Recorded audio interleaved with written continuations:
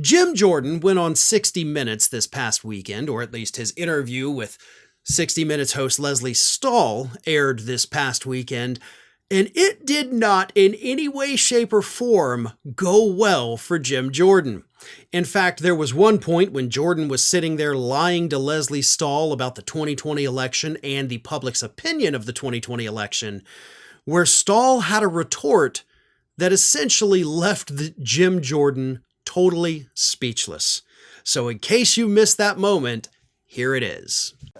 Congressman Jordan argues that the tech companies shouldn't remove most of what they call misinformation. I think you let the American people respect the American people, their common sense, to figure out what's accurate, what isn't. Well, what about this idea that the 2020 election was stolen? You think that these companies should allow people to say that, and individuals can make up their own mind, and that there should be... I think the American people are smart. Look, I've not said that. What I've said is there were concerns about the 2020 election. I think Americans agree with that. No, they don't. You don't think there were concerns with the 2020 election? Most people don't question the result. That's all I'm saying. They don't question whether Biden won or not. Right? Right. Most people don't question the outcome. Right. Now, Lesley Stahl is completely right. There is not an overwhelming consensus of the public that the 2020 election was stolen. In fact, it's quite the opposite. Now, when you break it down by party affiliation, yes, a majority of Republicans, according to polling, do think that there were issues somehow, some way in the 2020 election, but that doesn't even necessarily mean that they think it was stolen. They just think there were, things that are not right. But here's what gets me about this story. Okay? This clip absolutely made its way around social media this week. Lesley Stahl in the headlines for smacking down Jim Jordan, doing all this great stuff. But all she did was tell the truth.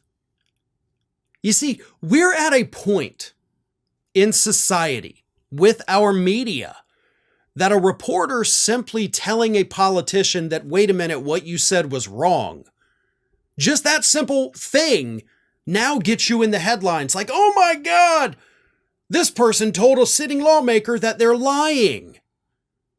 That used to be what the media did, right? That's the job of the Fourth Estate. You're supposed to tell you're supposed to hold power accountable. And now they do it so rarely that it has to be a national story when they do it. That's what blows my mind about this. And I think that's the part that everybody's overlooking. A lot of folks on the progressive side have covered this story now. And it's because this isn't something the media does anymore. Yeah, we do it. Yeah, the left-wing news sites do it. Sure, the Washington Post fact checker will run a story on page 20, fact-checking a politician that nobody's ever going to see. But it's so rare to see this on primetime television that when it does happen, it does become headline news. And that shows the failure of the media. If the media had been doing its job all these years, we wouldn't even have Jim Jordan in office. We wouldn't be going through any of this right now. But the media has become so pathetic. They have become such sycophants to lawmakers on both the left and the right. Don't get me wrong. But they're so worried about having access to these people that they won't call them out. So that's why when they do, I guess we have to tell them congratulations. You're actually doing the job you're supposed to be doing for once, right? Every now and then y'all get one right, but you should be doing this every single day. Well, folks, we have crossed that 1 million subscriber milestone, but rest assured, we are just getting started here at Ring of Fire. So if you're not already, please do subscribe to the channel and make sure to like, share, and comment on the videos.